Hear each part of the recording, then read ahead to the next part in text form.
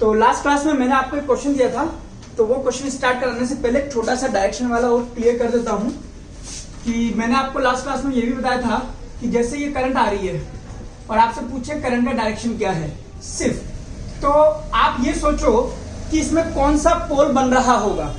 Generally ये समझ करके रखिएगा कि जब इस तरह की करंट जाती है तो इस पर लिखने की कोशिश कीजिए कि यहाँ क्या लिखा ही आता है। तो यहाँ लिखा ही आएगा नॉर्थ, एरो बनना चाहिए। आप इस तरह की करंट में साउथ नहीं लिख सकते, ये गलत हो जाएगा। क्लियर?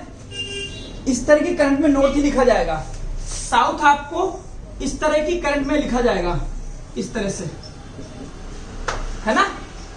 तो अगर आप ये एन और एस बना लेते हैं तो मुझे पता लग गया नॉर्थ अगर यहां बनाए तो यहां से करंट, यहां से मैग्नेटिक फील्ड बाहर आएगा और बाहर आएगा और घूम करके पीछे वाली में साउथ बन रहा होगा। ऐसे इसको देखो, यहां क्या बन रहा होगा, यहां अगर आप ध्यान दोगे तो यहां आपको नॉर्थ वाली फीलिंग आ जाएगी, यानी कि स्पेस में नॉर्थ बन रहा है तो यहां से मैग्नेटिक फील्ड बाहर निकलेगा इस तरह से और पीछे की तरफ से एंट्री करेगा। आप ऐसा समझ लीजिए। या फिर ये बाहर वाली आर्म है, इस आर्म को पकड़ करके देखिए कि मैग्नेटिक फील्ड कहां जाएगा, इधर की तरफ। ये इस तरह से जा रहा है तो इधर आएगा। लेकिन अगर मैं इसमें ऐसे बना दूं तो यहां आप नॉर्थ नहीं लिख पाएंगे, इस तरह से एरो की डायरेक्शन अपोजिट है, ठीक है। तो हम यहां साउथ मान के चलेंगे इस तरह से। अगर ये साउथ बन रहा है तो यहां पे मैग्नेटिक फील्ड की एंट्री होगी इस तरह से, और पीछे वाला फेस जो है वो नॉर्थ का काम करेगा तो वहां से निकलेगा, है ना। तो साउथ आपको दिखेगा, नॉर्थ पीछे वाले को दिखेगा। तो इस तरह से भी आप करंट का डायरेक्शन देख करके मैग्नेटिक फील्ड का डायरेक्शन अज्यूम कर सकते हैं। ड्रॉ कर लीजिए इसको। इसमें क्या है, साउथ बन रहा है ना, ये दिख रहा है आपको साउथ बन रहा है। तो बस जो आपको दिख रहा है वो साउथ है, तो साउथ में तो मैग्नेटिक फील्ड अंदर जाता है ना, तो अंदर जा रहा है, देखो इधर एरो। बस इतनी सी बात है। आपको साउथ दिख रहा है ना, ये वाला फेस। भाई आपको ये वाला फेस दिख रहा है, यहां साउथ है, तो इसके पीछे क्या रहा होगा, नॉर्थ। क्योंकि मैग्नेट में कभी भी सिंगल पॉसिबल नहीं है कि सिर्फ नॉर्थ है साउथ है ही नहीं, हमेशा डाइपोल होता है। ड्रॉ करिए इसको। मेरे से बोलता है कि अगर यहां पर मैग्नेटिक फील्ड बी नॉट मानते हो आप, मैं बोलता हूं यहां से एक्स डिस्टेंस पर आकर मैग्नेटिक फील्ड हाफ हो जाता है, तो बताइए एक्स क्या है। कूल, यही था क्वेश्चन। तो मैंने कहा यार मैग्नेटिक फील्ड का फॉर्मूला बताओ। मुझे बोला सेंटर का हाफ हो जाएगा, तो मुझे पता है मैग्नेटिक फील्ड के दो फॉर्मूले सर ने याद कराए थे। उसमें से एक था बी नॉट 1 + x² की पावर 3/2 और एक, तो मुझे वो सेंटर से कंपेयर करने की बात कर रहा है, तो मैं ये वाला फॉर्मूला यूज कर लेता हूं। तो मुझे बोलता है कि बीपी है बी नॉट 1 + x² 3/2 और बीपी कह रहा है कितना हो जाना चाहिए, हाफ बी नॉट बाई 2। अगर आपने इतना कर लिया था ना तो यकीन मानिए कि मेरा फिजिक्स का काम खत्म हो गया है। अगर आपने इतना कर लिया है कि 1 + x² शुड बी 3/2 ऑफ 1/2। अगर आपने इतना कर लिया है तो ये गेंद अब मेरे पाले से निकल करके मैथ्स के पाले में चली गई। मेरी फिजिक्स आपको आती है, मुझे इतना पता है। क्लियर? अब इसको मुझे सॉल्व करना है। चलिए, अब आपको जैसे मैथ्स आती वैसा आप सॉल्व कर सकते हैं। आप इसको ऐसा भी कर सकते हैं कि दोनों साइड का स्क्वायर कर लें, या 1 + x² 2 की पावर 2/3 ऐसा कर सकते हो, ठीक है। तो x² 2 की पावर 2/3 -1। अब आप 2 की पावर 2/3 निकाल लीजिए। कैसे निकालोगे? मैंने माना बोथ साइड स्क्वायरिंग कर देते हैं ना, तो कर लो ना। 2 की पावर 2/3 होता है, x होता है, दोनों साइड का log ले लो, log 2 की पावर 2/3। बट वो निकलेगा नहीं, वो आपका एंटी लॉग के चक्कर में फंसना पड़ जाएगा। या तो ऐसे कर सकते हो 2/3 of 0.3010 is equal to log x। फिर आप इसको सोल्व करके इसका एंटी लॉग ले लीजिए तो आपको x की वैल्यू आ जाएगी। ठीक है, वहां से अगर आप वैल्यू निकालोगे तो इस पूरे की वैल्यू आ जाएगी 1.587 के आसपास। ठीक है, -1 x square by r square. अब इसका रूट ले लीजिए, x by r equal to 1.587 -1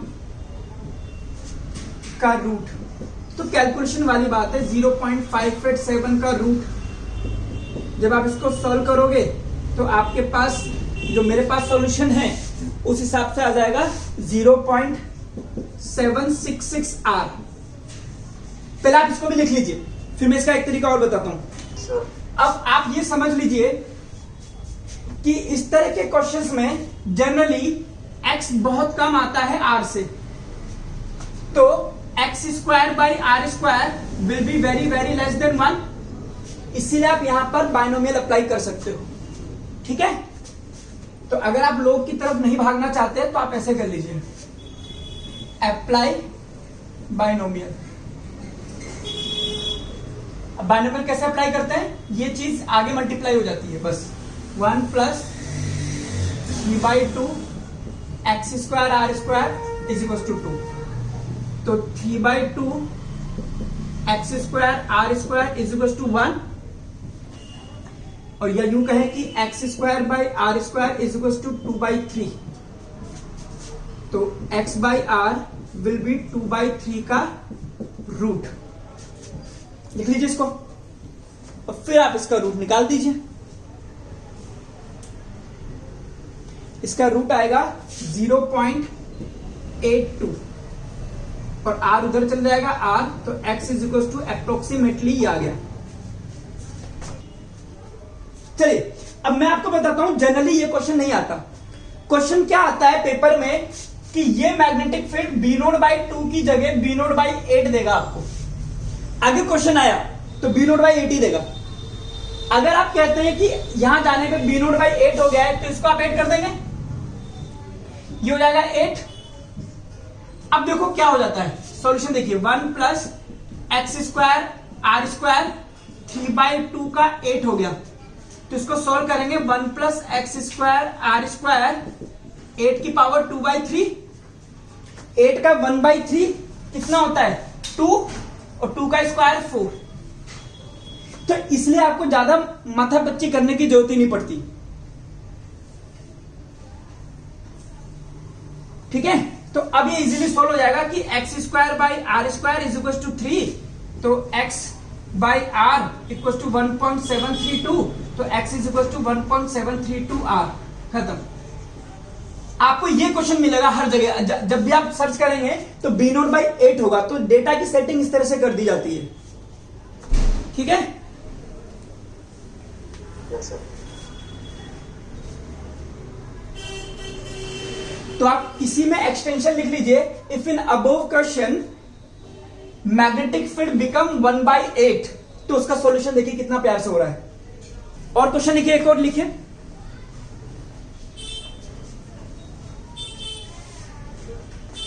तो इससे मुझे एक बात पता लग गई कि मैग्नेटिक फील्ड यहां से दूर जाओगे तो थोड़ी सी ही दूरी पर जाने पर देखो आप कितना गए 1.732 आर, सिर्फ 1.732 आर गए हो जिसमें मैग्नेटिक फील्ड 1/8 हो गया है।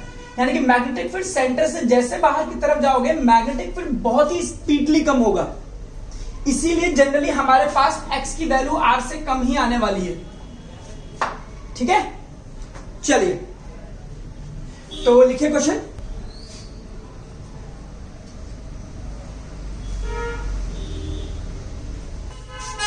आइए अब क्वेश्चन बोलता है कि बताइए मैग्नेटिक फील्ड सेंटर का 6% कम हो जाएगा, तो अगर 6% कम हो जाएगा तो कितना बचेगा 94% ऑफ B0 बचेगा, तो BP कितना आ गया 94/100 B0। क्लियर है, तो BP का फॉर्मूला है B0 1 plus x square by r square 3/2, तो B पे आप रखेंगे 94% ऑफ B0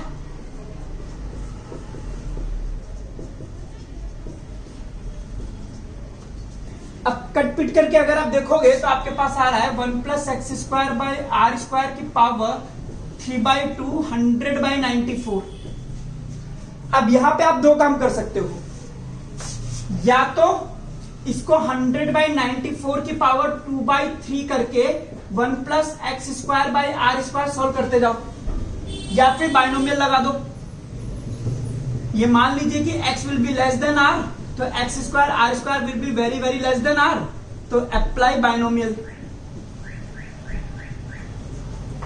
बाइनोमियल अप्लाई करने में ये चीज यहां पर मल्टीप्लाई हो जाएगी, तो 1 plus 3/2 x square by r square 100/94 आ गया। अब इसको सोल्व कर लो बस, 1 उधर चला जाएगा और माइनस करके देखोगे तो ये हो जाएगा 1 उधर चला गया 94 100 6/94 है ना। तो x square by r square will be 6 into 2 94 into 3 यानी कि 2/47 जो मेरे पास डेटा है। तो x हो जाएगा √2/47 टाइम्स ऑफ r 0.206 r। तो ये दो ही तरह के क्वेश्चन बनते हैं, एक 1/8 वाला बन सकता है या परसेंटेज वाला बन सकता है।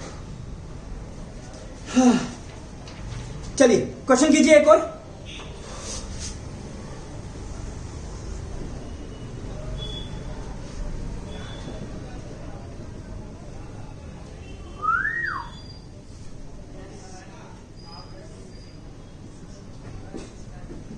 ये करंट कैरिंग वायर है आपका, ठीक है।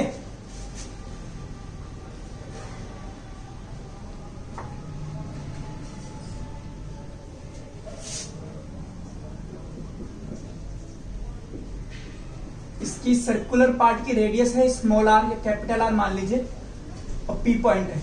आप पता कीजिए बीपी कितना आएगा।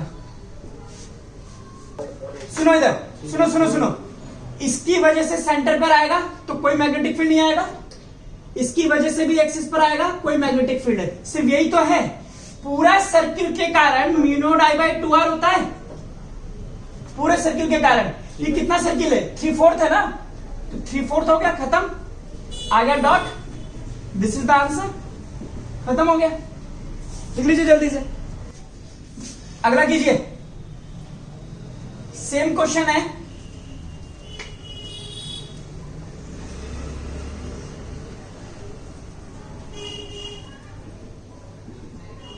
बताइए बीपी कितना होगा। तो अगेन मेरे पास ए बी सी डी और ई मान लेता हूं। तो मैग्नेटिक फील्ड जो पी पर आएगा वो होगा magnetic field due to A B wire, magnetic field due to B C D wire plus magnetic field due to D E wire, और तो कोई बात ही नहीं है। इसके एक्सिस पर आ गया तो 0 कर देंगे हम, है ना। और इसकी वजह से आएगा 3/4 of mu naught I by 2r, और ये आएगा डॉट। और ये वाला केस कौन सा है, स्पेशल सेमी इनफाइनाइट।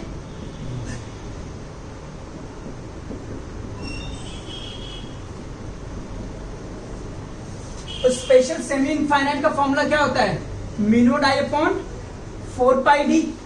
तो d की जगह क्या हो जाएगा r, और इसकी वजह से भी मैग्नेटिक फील्ड किधर आएगा, उधर की तरफ से डॉट। तो इसको भी लिख दीजिए, mu naught I by 4πr dot. दोनों डॉट है तो कॉमन ले लीजिए mu naught I upon 2r को। तो ये हो जाएगा 3/4 प्लस 1/2π डॉट। तो इसको भी कर सकते हो आप, जो भी जितनी भी वैरायटी निकलती है आपके दिमाग में वो सब। चलिए,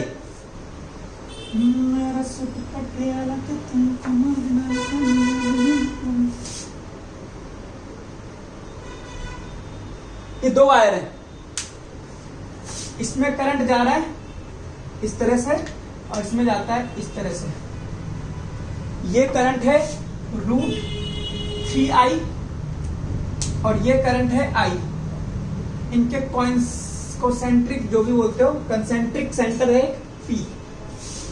आपको BP पता करना है, ये आप घर पे ट्राई करना, होमवर्क है ये आपका, ठीक है। और इसका आंसर लिख लीजिए, B विल बी μ0I/r। अगर इसकी रेडियस r देता हूं मैं दोनों की, और at 60 degree from z axis to y axis, ठीक है, डायरेक्शन के साथ में ट्राई करना। इसको घर पर लिख लीजिए। देखिए, एम्पीरियन सर्कुटल लॉ,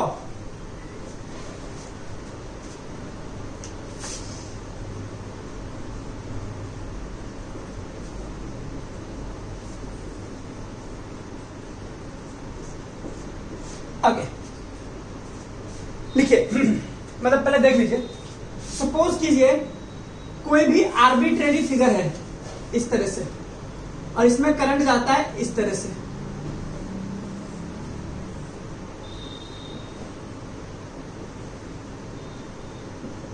करंट की डायरेक्शंस पे ध्यान देना। मैं कहता हूं इसमें करंट जाता है I1, इसमें जाता है I2, इसमें जाता है I3 और ये वाला करंट है I4, ठीक है। मुझे किसी P पॉइंट पर मैग्नेटिक फील्ड निकालना है और वो P पॉइंट इस एम्पीरियन सर्कुटल लॉ के, एम्पीरियन सर्कुटल लूप, इसको हम बोलते हैं एम्पीरियन लूप।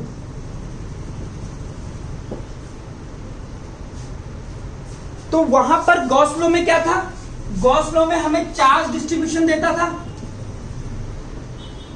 हमसे कहता है किसी P पॉइंट पे इलेक्ट्रिक फील्ड निकालो, तो हम कहते थे कि हमें ऐसा लूप मानेंगे, क्लोज लूप मानेंगे जिसके सरफेस पर P पॉइंट आना चाहिए, और फिर हम इसमें इलेक्ट्रिक फील्ड कैलकुलेट करते थे Q inside upon epsilon not E dot dA लगा करके, यही करते थे। यहां पर अगर जिस P पॉइंट पे मैग्नेटिक फील्ड निकालना है वो एम्पीरियन लूप के ऊपर आना चाहिए। पहली बात ये कोई 3D फिगर हो, ये कोई जरूरी नहीं है। अब मुझसे पूछता है कि BP निकालना है आपको, तो एम्पीरियन लूप कहता है कि लाइन इंटीग्रल, इसको हम बोलते हैं line integral of magnetic field. इस पूरे को बोलते हैं line integral of magnetic field. Close loop है इसलिए लगा देता हूं, is equal to mu naught times of net charge, net current.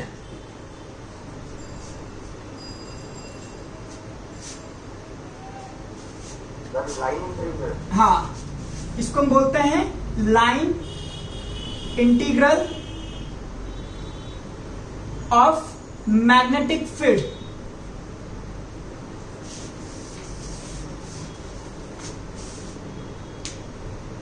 और आई नेट क्या है, net current inside the Amperian loop. तो according to Amperian circular law, line integral of magnetic field is equal to mu naught times of the net current inside the Amperian loop. लिख लीजिए इसको। और इस case में आई net होगा आपके पास, इधर देखिए, अगर ऊपर वाली डायरेक्शन को मैं पॉजिटिव मान लूं तो I1 नीचे आ रहा है माइनस I2, I3 ऊपर जा रहा है प्लस I3, I4 नीचे आ रहा है माइनस I4। इस तरह से आई नेट निकाला जाएगा।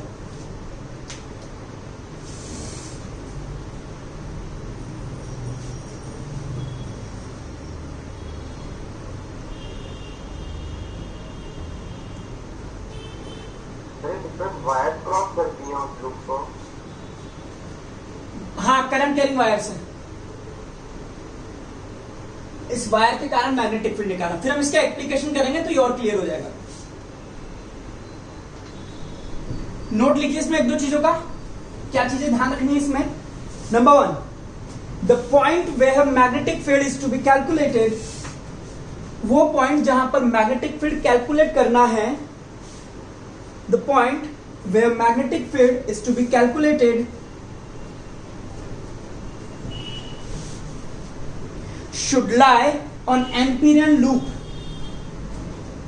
should lie on the Amperian loop. उस पॉइंट को लूप पर होना चाहिए, जैसे इस तरह से।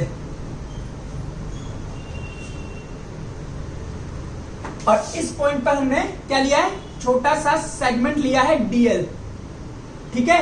और इस पॉइंट पर मैंने मैग्नेटिक फील्ड माना है ये, इधर देखिए, और ये dl वेक्टर। तो बेसिकली इनके बीच का एंगल अगर थीटा है, तो उस सेगमेंट पर, उस पॉइंट पर मैग्नेटिक फील्ड निकालना है, या उस सेगमेंट के कारण उस पॉइंट पर मैग्नेटिक फील्ड जो होगा वो होगा B डॉट dl। dl क्या है, ये जो एम्पीरियन लूप है इसकी लेंथ। तो P पॉइंट पर जो मैग्नेटिक फील्ड है उसका लाइन इंटीग्रल, किसका लाइन इंटीग्रल, मैग्नेटिक फील्ड का। कौन सा मैग्नेटिक फील्ड, जो उस P पॉइंट पे आ रहा है। तो उस P पॉइंट पर आने वाले मैग्नेटिक फील्ड का line integral B dot dl वो इस करंट पे डिपेंड करता है। ओके, तो दूसरी बात लिखिए, the loop should be closed, the loop should be closed. एक तो लूप क्लोज होना चाहिए, मे बी 3D और मे नॉट बी। 3D हो जरूरी नहीं है, हो भी सकता है, कोई बड़ी बात नहीं।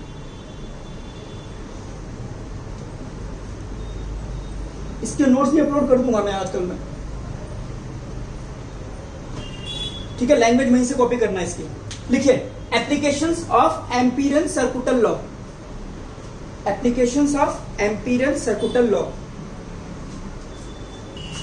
और पहला इसका एप्लीकेशन लिखिए, magnetic field due to current carrying wire, due to infinite current carrying wire, magnetic field due to infinite current carrying wire. क्या चीज है, आपको याद होगा हमने इनफाइनाइट करंट कैरिंग वायर लिया था। इसकी वजह से मुझे इस P पॉइंट पर मैग्नेटिक फील्ड निकालना था, जो यहां से R डिस्टेंस पर है। हमें याद है formula mu I by 2 pi R आया था, बट ये हमने निकाला था BSL से, है ना। बायो सावर्ट लॉ से हमने ये फॉर्मूला ऑलरेडी निकाला हुआ है। अब हम इसको एम्पीरियन सर्कुटल लॉ से भी निकालेंगे। तो कहता है जिस P पॉइंट पर आपको मैग्नेटिक फील्ड चाहिए, उस पर हमें एम्पीरियन लूप बनाना है। एम्पीरियन लूप ज्यादा बेटर ये है कि हम सिमेट्रिकल बनाएं। तो मैं यहां पर सर्कुलर एम्पीरियन लूप की कल्पना करता हूं। ये रहा मेरे पास एम्पीरियन लूप।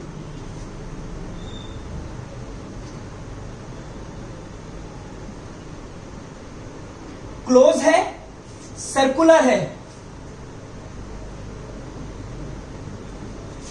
ठीक है। और इस एम्पीरियन लूप के ऊपर P पॉइंट भी आ रहा है। अब मैं इस P पर मैग्नेटिक फील्ड की डायरेक्शन निकालूंगा, तो मुझे पता है कि मैग्नेटिक फील्ड अंदर की तरफ जाएगा और dl भी अंदर की तरफ जाएगा। ये सेगमेंट इसका dl है, तो dl वेक्टर भी अंदर जाएगा। दोनों के बीच का थीटा 0 आएगा। थीटा आपके केस में या 0 होगा या 90 होता है। तो मैं इसके लिए एम्पीरियन सर्कुटल लॉ लिखता हूं, B dot dl is mu naught I net. इस P पॉइंट के लिए थीटा की वैल्यू 0 है, इसलिए cos 0 हो जाएगा 1, ठीक है। तो ये हो जाएगा। और B चाहे इस जगह ले लो, या इस जगह ले लो, या इस जगह ले लो, या इस जगह ले लो, इस जगह ले लो। हर एक पॉइंट पर, पूरे लूप में हर एक पॉइंट पर B का मैग्नीट्यूड कांस्टेंट है। क्लियर। और चाहे मैं यहां ले लेता तो dl वेक्टर इधर आ जाता और मैग्नेटिक फील्ड भी इधर आ जाता। अगर मैं यहां ले लेता तो मैग्नेटिक फील्ड इधर आ जाता, dl वेक्टर इधर आ जाता। इसका मतलब है थीटा भी हर जगह 0 ही होगा। तो मैं B को कांस्टेंट मान करके बाहर कर लेता हूं और इंटीग्रेशन ऑफ dl करता हूं। और dl का इंटीग्रेशन क्या आएगा, 2 पाई R। बस आ गया formula, mu naught I upon 2 pi R। लिख लीजिए इसको। थीटा क्या है? बी और डीएल के बीच का एंगल। तो ये बी और डीएल निकला कैसे? भाई करंट है, ये है और ये सर्कल है, और इस पॉइंट पे मैग्नेटिक फील्ड किधर जाएगा? अंदर। और डीएल भी ऐसे ही मानोगे जिधर करंट की डायरेक्शन होती है, तो वो भी इधर ही जाएगा tangent.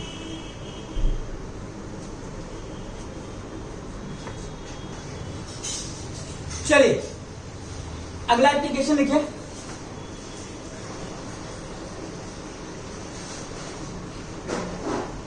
Magnetic field due to current carrying cylindrical wire. Magnetic field due to current carrying cylindrical wire.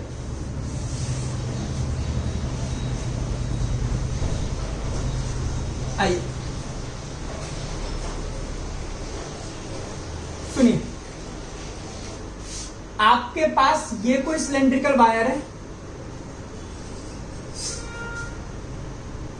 इस तरह से आगे तक है, और इसमें करंट जा रहा है आपके पास टोटल मिला करके आई। मुझे इस पी पॉइंट पर मैग्नेटिक फील्ड निकालना है, मुझे इस पी पॉइंट पे भी निकालना है, और मुझे इस पी पॉइंट पे भी मैग्नेटिक फील्ड निकालना है। वायर है मोटा सा, आप देखते हो ना, एक वायर में कई सारे पतले पतले पतले पतले वायर है, तो ये ऐसा ही समझ लीजिए। और इस वायर के कारण आउटसाइड, सरफेस और इनसाइड तीनों जगह पर मैग्नेटिक फील्ड आपको निकालना है। समझ में आ गया? तो पहला पॉइंट लिखते हैं, ये डिस्टेंस मैं मानता हूं स्मॉल आर, और इसकी रेडियस मानता हूं कैपिटल आर। तो मैं कह सकता हूं at a point outside the wire, तो ब्रैकेट में लिख दूंगा small r is greater than capital are.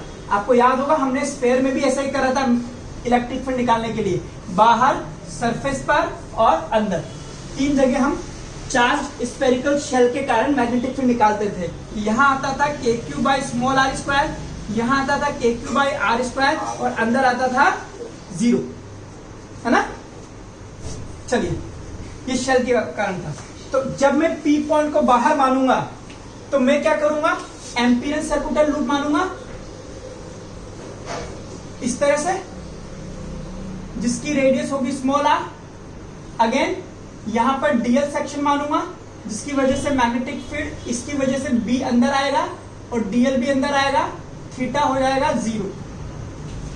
Amperian loop लिखता हूं मैं, sorry Amperian law, B dot dl mu naught I net, theta 0 है और कॉस 0 हो जाता है 1। अगेन मैग्नेटिक फील्ड पूरे लूप पर कांस्टेंट होगा, integration of dl mu naught I, मैंने बोला आई करंट है, तो ये हो जाएगा बी डीएल। इंटीग्रेशन किसका? डीएल का। इस डीएल को जोड़ेंगे तो पूरा 2 पाई स्मॉल आर बनेगा, तो मैग्नेटिक फील्ड आ गया mu naught I by 2 pi r. और सेकंड केस में एट द सरफेस, जब स्मॉल आर कैपिटल आर के बराबर है, तो इक्वेशन नंबर 1 में इसकी वैल्यू रख देना, पूरा करने की जरूरत नहीं है, आंसर आ जाएगा 2 पाई कैपिटल आर, खत्म। अगर मैं सरफेस पे बात करूं तो मेरे लिए एम्पीरियल लूप ये वाला आएगा, तो बस बाकी तो सब सेम है। थर्ड वाला आप अपने आप करके देखिए, थर्ड वाला एक बार ट्राई कीजिए, अंदर की तरफ कैसे निकालेंगे। ओके, अंदर निकालते हैं मैग्नेटिक फील्ड। मैंने माना पॉइंट ये है, जब मैं कह रहा हूं ये पूरा ही वायर है, तो इस वायर के हर एक सेक्शन में करंट जा रहा होगा।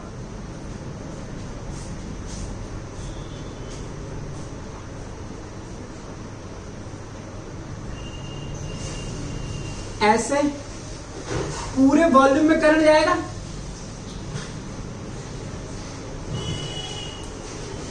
और इस पूरी करंट को मिला करके मैं कह रहा हूं आई है, तो मुझे इस पी पॉइंट पे निकालना है, तो मैं इसके कारण एक सर्कुलर लूप ले लूंगा, और यहां पर मैग्नेटिक फील्ड भी होगा इधर, और डीएल वेक्टर भी इधर होगा, थीटा होगा 0, और मैंने माना यहां से स्मॉल आर डिस्टेंस है। हाँ, पहले ये पांचों के पांचों वायर हैं जो पूरे में जा रहे थे, अब सिर्फ 1 2 3 और ये भी कह लो 4, सिर्फ यही वायर जाएंगे, इतनी सी करंट आएगी। तो at P line integration of magnetic field mu naught I net आएगा, थीटा 0 है, cos 0 1, बी कांस्टेंट लेकर के बाहर mu naught I net. I net कैसे निकालेंगे? ये पूरा का पूरा करंट इस पूरे एरिया में जा रहा है, यानी कि pi r square area has I current, तो इतने से एरिया में कितना जाएगा?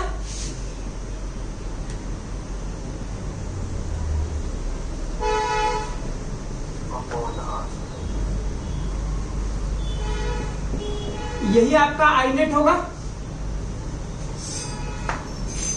रखिए, पुट इट अप, और ये हो जाएगा 2 पाई आर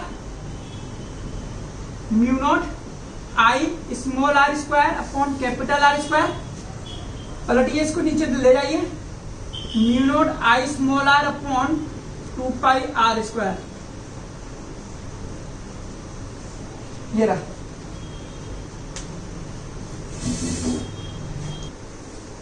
तो ओवरऑल हमने क्या रिजल्ट निकाला, एक बार देख लेते हैं। इस तरह का कोई भी डेरिवेशन एनसीईआरटी में नहीं है, इसलिए एज ए डेरिवेशन ये कोई नहीं पूछेगा, बट ये इसलिए कराया ताकि आपको अगर क्वेश्चन में दे दे तो आप निकाल सको। मैंने ये पता कराया कि ये अगर वायर है और इसके अंदर इस तरह से बहुत सारी वायर्स जा रही हैं, या पूरा एक ही वायर मानते हैं इसको, और ये करंट अगर आई जा रहा है, तो अंदर की तरफ मैग्नेटिक फील्ड का फॉर्मूला होता है mu naught I small r upon 4 pi capital r square. 2 आ रहा था कि 2 आ रहा था, शायद 2 आ रहा था, देखना जरा क्या आ रहा था, 2 आ रहा था, नहीं 2 ही तो आ रहा था, 2 आ रहा था। हाँ, सरफेस पे आ रहा था mu naught I by 2 pi are capital are मान लो, और बाहर वाले पॉइंट पे आ रहा था mu naught I by 2 pi small r. अगर मैं कर्व खींचूं स्मॉल आर और मैग्नेटिक फील्ड, तो अंदर की तरफ बिल्कुल सेंटर पर मैग्नेटिक फील्ड 0 होगा। ये आपने पढ़ा हुआ है, एक्सिस पर मैग्नेटिक फील्ड 0 होता है, याद कीजिए, किसी भी वायर के एक्सिस पर मैग्नेटिक फील्ड 0 होता है, लेकिन सारा वायर ही इतना मोटा है इस तरह से, तो आप उससे बोले कि यहां पर मैग्नेटिक फील्ड बताओ, तो यहां पे 0 थोड़ा ना होगा, एक्सिस पर होता है, वो तो ये वाली वायर होगी। क्लियर? तो सेंटर पर मैग्नेटिक फील्ड 0 है, उसके बाद magnetic field is proportional to small r. धीरे धीरे बाहर आओगे, ये लो, सरफेस पर आकर के मैग्नेटिक फील्ड मैक्सिमम हो गया, और उसके बाद magnetic field inversely proportional to small r है, ऐसे।